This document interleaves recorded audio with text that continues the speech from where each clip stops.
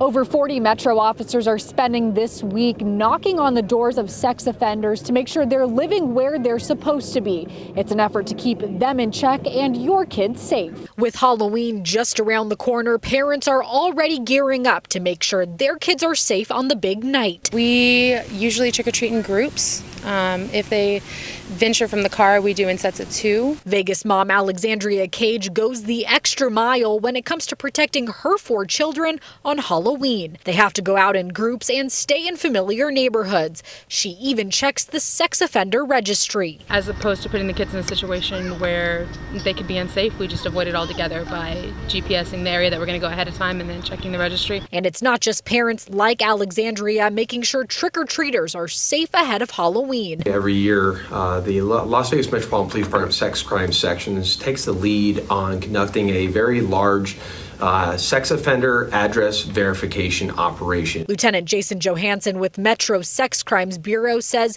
in the days leading up to each Halloween, they surprise registered sex offenders by showing up to their doors. It's called Operation Scarecrow. We verify the address where all the sex offenders that are currently registered in Clark County and confirm that they are in fact living at that address. If they're not living at their registered address, Metro puts out a warrant for their arrest. This year, they're anticipating around 30 arrests out of the nearly 1,300 doors they'll knock on. We understand that not everybody's thinking about this, but it's important that you know that we are thinking about it as the police department, and that we're looking out for you prior to the holiday to make sure that you have a safe night. And you can check to see if there are any offenders living in your neighborhood or in the neighborhoods you want to trick or treat in by going to Metro's website, lvmpd.com, and clicking Offender Watch. Reporting in Spring Valley, Sophia Pericone, Fox 5 News, local Las Vegas.